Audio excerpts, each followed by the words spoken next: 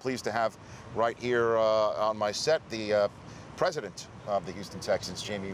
Hey, Rich, good to be with you, man. Good to see you. I've been in the same room with you for the last decade. We've just never run into each other. It's remarkable. Isn't that amazing? I know. It's such a small family. But, it is. But I'll be sure to say hi next time. Would you please? Absolutely. Certainly. I haven't been in an owner's meeting in a while. You just came back from the one in New York, correct? Yep, that was yesterday. The commissioner said that the personal conduct policy was discussed for 5 hours. Yeah. Can you let us in a little bit what? It was really the focus. I mean, there was a lot of good progress, great discussion, some education that was part of that. It's a very complicated issue. It's not a football issue or a sports issue. It's a societal issue, and, right. and we're wrestling with it. We made good progress yesterday, and we'll continue to push forward until we get something to push out. Well, the issue is what to do with somebody when they're popped for something, and when they can actually return to the field. And you can't just throw somebody on a list without good cause. Sure. And you also can't just have them sit on your team if they're in the court of public opinion already being viewed as guilty. It just seems to be something that no sport can get their handle on. How are you guys dealing with that? Well, there have been complicated issues forever, right? And so what you do is you get a group of people together, smart people, great advisors that the league has engaged, and you discuss the issues, and you go back and forth, get lots of opinions, and you come up with a good solution. You know, Roger made a comment that we're not going to let perfect get in the way of better, of progress. We're going to move forward on this thing, but you just have to make progress. And that's where we are. Well, what about taking care of your own house? Because sure.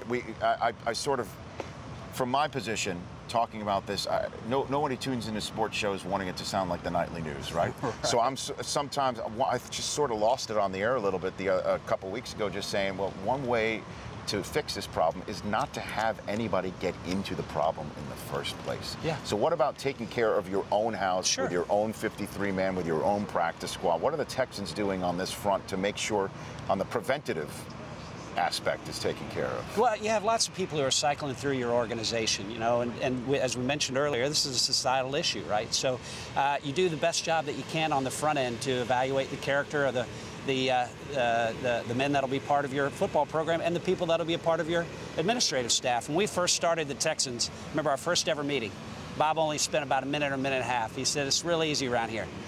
I'll never do anything to embarrass you, and I expect that none of you will ever do anything to embarrass me. And that's the type of mentality that we've operated with.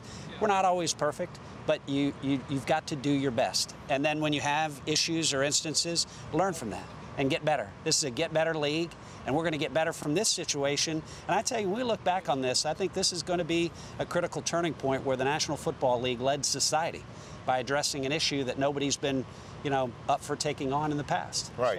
So. But there are some people in society saying that the leadership before was not up to snuff, and now it's just a backfilling situation to try and get to that point. How do you respond to folks who are criticizing the NFL still, even after the steps that have been taken? I don't respond. You respond with your actions. Words are easy, right? And so yesterday was another good step in the process for the National Football League. The discussion, the dialogue will continue.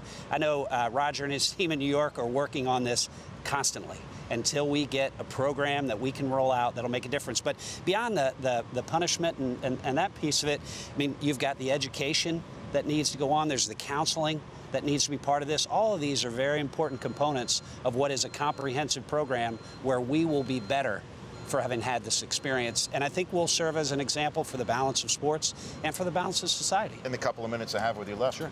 3-2, talk about a get better league. Yeah. You guys have gotten better very fast.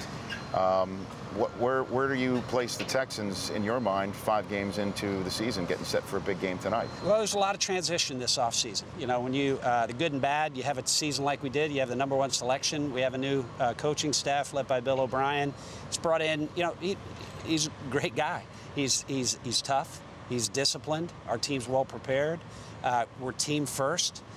He talks about this being a get better league, and you know, the only place that win comes before work is in the dictionary. So we're getting better. Oh, I like that. You like that? Yeah, a little Did you Vince come up with Lombardi. that? Is that him? It's a little Vince Lombardi. Is that Vince? Yeah. Okay. But we're getting better, and tonight is an opportunity for us to, you know, take on our rival, you know, with the AFC South on the line, at least the lead at this point in time. But we're just going to try to get better each time that we go out, and hopefully we earn an opportunity to be in the playoffs. Maybe we win our division, and then we'll go from there.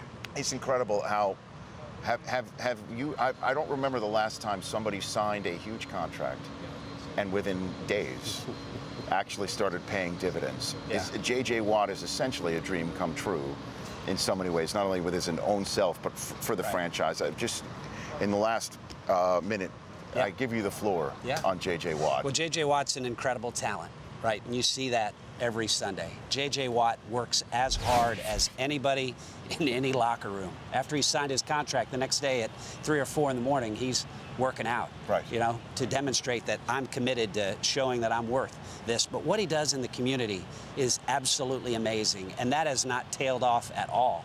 As he's seen success. In fact, he's even more committed to it. So we're proud to have JJ on our team, but we've got a lot of young men in our locker room that we're very proud of, guys like Dwayne Brown and Andre Johnson. I could go down the list. Got a lot of good football players that are good citizens of Houston.